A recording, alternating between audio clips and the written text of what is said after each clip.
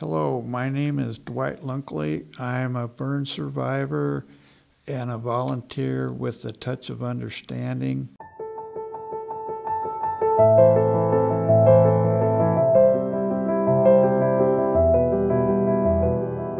As you can see, what my disabilities are, I'm a burn survivor and I was burnt over almost my entire body. I suffered the amputations because of it, and my face was entirely reconstructed, and all that was done to, one, not only save my life, but also to make me look human again. I'm thinking they did a pretty good job making me look human. I was out in the desert chasing down a lifelong dream of racing, and on a pre-run of the race course in a buggy very similar to my first race car. We were going at a high rate of speed on a dry lake, which is as flat and as smooth as this floor, except we hit a little washout out in the dry lake, and the car flipped end over end, and the fuel tank ruptured and the car caught on fire. I was trapped in the vehicle while it was burning until somebody came along and put the fire out and got me out. I think the most significant thing to realize there is the gentleman that did that was a complete stranger. He risked his life to save someone that he didn't even know, and without him being there, I wouldn't be here today. When they brought me in off the helicopter, my own brothers didn't even recognize it was me. I was burnt so badly.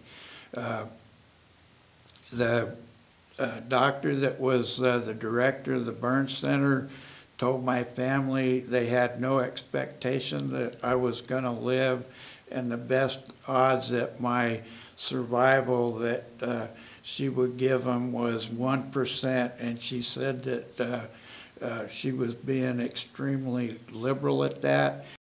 You can imagine the greatest challenges to me was because of the amputation. Without my hand or my arm, I wasn't able to do anything at all for myself, and I had to have somebody there to help me with absolutely everything.